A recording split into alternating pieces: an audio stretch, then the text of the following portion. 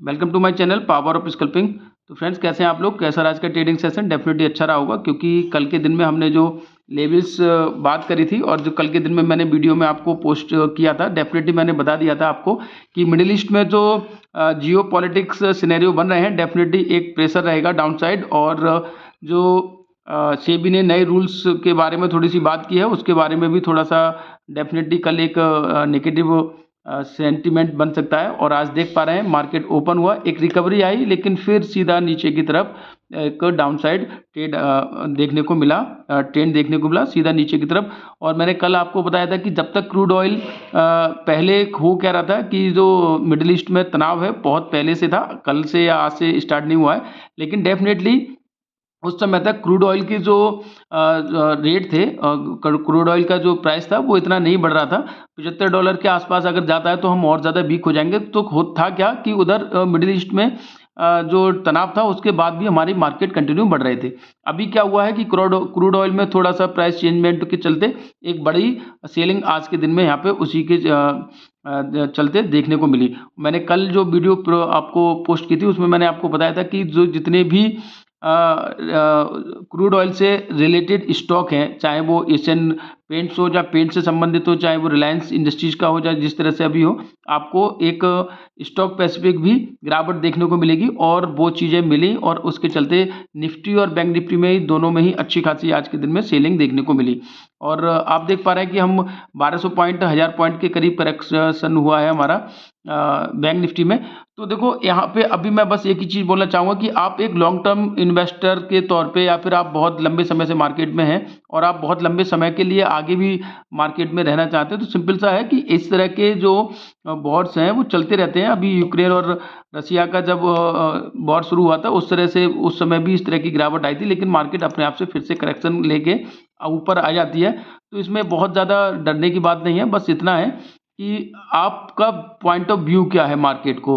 अगर आप long term के बारे में सोच रहे हैं तो डेफिनेटली इस तरह के करेक्शन जो है आपको एक डिप के तौर पे और अच्छे एक अपॉर्चुनिटी के तौर पे आप इसको देख सकते हैं। लेकिन आप अगर बिल्कुल इस तरह से है कि नहीं बस अब करेक्शन, अब मार्केट क्रैश हो गया, आज 1200 पॉइंट गिर गई है बैंक निफ्टी, तो पता नहीं क्या होगा, अब कल क्या रहेगा, तो उस पॉइंट ऑफ व्यू से है तो उसके लिए तो फिर कहने की कुछ आवश्यकता नहीं है। लेकिन आप अगर इस तरह से सोचते हैं कि मार्केट में क्रैश हो रहा है, इस तरह का एक करेक्शन आ रहा है, तो आप अच्छी अपॉर्चुनिटी, अच्छे स्टॉक्स को पोर्टफोलियो में अपने ऐड कर सकते हैं और मार्केट फिर से यहाँ से रिकवरी आएगी और डेफिनेटली ऊपर भी जाएगी। ऐसा नहीं है कि बस मार्केट आज के बाद अब खत्म ही हो जाएगी, क्योंकि इस तरह के सिनेरियो हमेशा बनते रहे हैं।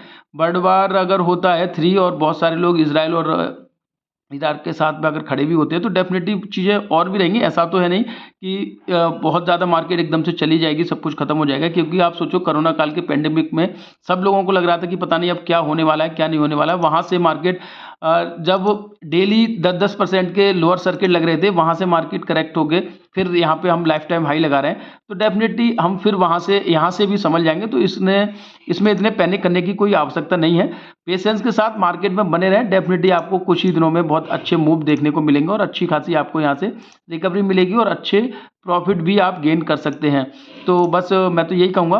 और लेवल टू लेवल की बात करें तो डेफिनेटली आपको मैं बताऊं, कल मैंने आपको जो लेवल सजेस्ट किए थे मार्केट ने वहीं पे आज का मूव दिया था। हमने 10 मिनट के लिए कुछ लाइव भी किया था आज मार्केट में, तो आप देख पा रहे हैं वो उस तरह की ड्राइंग है। यहाँ पे 15 मिनट के टाइम फ्रेम पे मैंने एक आपको यहाँ पे, अगर आप देख पा रहे हैं, रेंज दी थी कि इस रेंज से अपसाइड या डाउन साइड जिधर भी निकलेगा आपको एक ट्रेड मिलेगा बहुत ही अच्छा।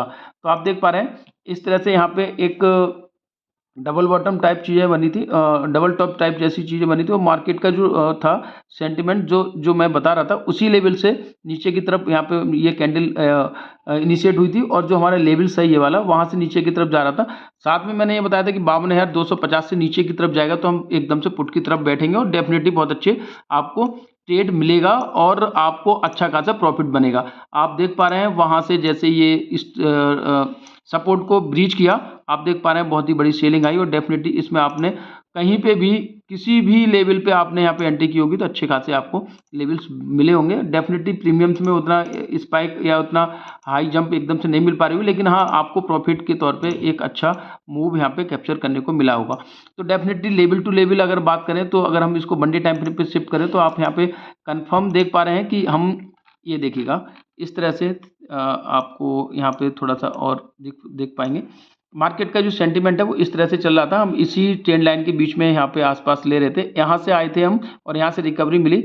अब फिर वहीं पे हम हैं और डेफिनेटली यहाँ से एक बहुत ही बड़ा अच्छा बाउंस बैक मिलेगा आने वाले कुछ समय में। तो और लेवल्स की बात करें तो आप यहाँ पे देख पा रहे हैं, ये 51,700 का लेवल है, आप ये देख रहे हैं, ये ज़ोन है 51,700 लेवल, 51,800, 51,750 का लेवल है। वहाँ से ही आज के दिन में एक सपोर्ट मिली है और उसके बाद जो क्लोजिंग हुई है इसके ऊपर है, तो डेफिनेटली इसके ऊपर है। जब तक हम 51,750, 700, 800 मान लें, 51,800 से ऊपर है, सब कुछ पॉजिटिव है और डेफिनेटली यहाँ से एक रिकवरी मिलेगी। तो हमें पहला जो रेजिस्टेंस के तौर पे देखने को मिलेगा वो मिलेगा 52,600 का। तो डेफिनेटली इस लेवल्स पे जब भी क्रॉस करेंगे तभी हमें एक बुलिश पैटर्न यहाँ पे देखने को मिलेगा, क्योंकि अगर यहाँ पे वन डे टाइम फ्रेम पे आप देखें तो ये जो जोन है पूरा एक बहुत ही इंपॉर्टेंट जोन है और बहुत ही इंपॉर्टेंट सपोर्ट है 51,700 और 51,800 की। तो डेफिनेटली यहाँ से ब्रीच करेंगे तो हम फिर और नीचे की तरफ जा सकते हैं, 51,000 तक जा सकते हैं। और डेफिनेटली अगर इस 52,250 के लेवल को जैसे ही ऊपर की तरफ ब्रीच करेंगे हम एक बुलिश टेरिटरी में चले जाएंगे और डेफिनेटली वहाँ से अच्छे खासे हमें ट्रेड एक कॉल साइड देखने को मिलेंगे। तो कल के अगर लेवल्स की बात करें तो सिंपल सा यही रहेगा कि हमें सबसे पहले तो जो 52,000 का लेवल है, 52,200, 52,000 का जो लेवल है, साइकोलॉजिकल नंबर है, ये इसको ब्रीच करें और यहाँ के आसपास ही हम क्लोजिंग दिए तो 52,000 को जैसे ही ब्रीच करेगा, 52,200 को जैसे एक पहली रेजिस्टेंस के तौर पे देखेंगे और इसको अगर ब्रीच करता है तो डेफिनेटली हम फिर कॉल की तरफ जाएंगे और 52,600 तक के लेवल हमें देखने को मिल सकते हैं। बैंक निफ्टी में यही रहेगा, यही लेवल्स रहेंगे। सिंपल सा आपको यहाँ पे मार्क करना है कि 52,000 के लेवल को जैसे ही यहाँ से ब्रीच करेगा हमें थोड़ा सा यहाँ पे रीटेस्ट के लिए देखना है, क्योंकि साइकोलॉजी का नंबर है, मोस्ट प्रोबेबिलिटी रहेगी कि नीचे की तरफ आए फिर ऊपर निकले और 52,200 के तक हम कॉल की तरफ बैठेंगे। अगर यहाँ से रीटेस्ट होके ऊपर जाता है 52,250 को ब्रीच करता है तो डेफिनेटली हम इस टेरिटरी में आ जाएंगे और फिर हम 52,600 तक के लिए ट्रेड ले सकते हैं। नीचे की तरफ बात करें तो डेफिनेटली अगर ये लेवल टूटता है तो फिर हम 51,000 तक के लेवल आराम से देखने को मिल सकते हैं, क्योंकि मोस्ट इम्पोर्टेंट ये सपोर्ट रेंज है, सपोर्ट लेवल है ये। और अगर हम निफ्टी की बात करें तो वहाँ चीज़ें थोड़ी सी अभी भी पॉजिटिव हैं, क्योंकि जब तक ये 25,000 से ऊपर है सब कुछ ठीक ही है, क्योंकि इतना लाइफ टाइम हाई लगाने के बाद अगर करेक्शन भी देखें तो बहुत बड़ा करेक्शन नहीं है। तो डेफिनेटली 25,200 से ऊपर है, सब कुछ ठीक है। नीचे की तरफ निकलेगा तो हम यहाँ से कुछ पुट की तरफ ट्रेड बनाएंगे और डेफिनेटली 25,500, 450 के लेवल को ऊपर की तरफ ब्रीच करेगा तो हम 25,600 की तरफ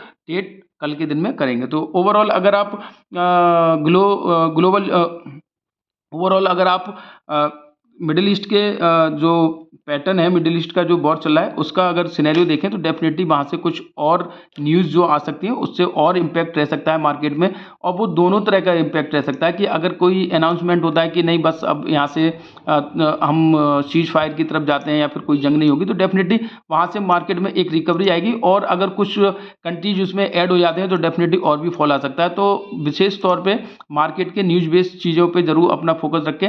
FII की बात करें तो डेफिनेटली वो लोग तो बेच ही रहे हैं तो उसको तो अब छोड़ ही दें। डेफिनेटली सब तरफ से एक सेंटीमेंट जो बना हुआ है नेगेटिव का, तो उसके चलते वहाँ पे भी FIIs का भी प्रेशर है। तो डेफिनेटली आपको सबसे पहले तो मोस्ट इम्पोर्टेंट चीज़ है कि आप न्यूज़ से अपडेट रहें और डेफिनेटली वहाँ से अगर कुछ पॉजिटिव सेंटीमेंट बनता है तो आपको अच्छे खासे रिकवरी देखने को मिलेगी। तो कल हम लाइव जुड़ेंगे, जरूर उसमें पार्टिसिपेट करें, मेरे चैनल को लाइक से सब्सक्राइब करें। कल मिलते हैं, थैंक यू, धन्यवाद।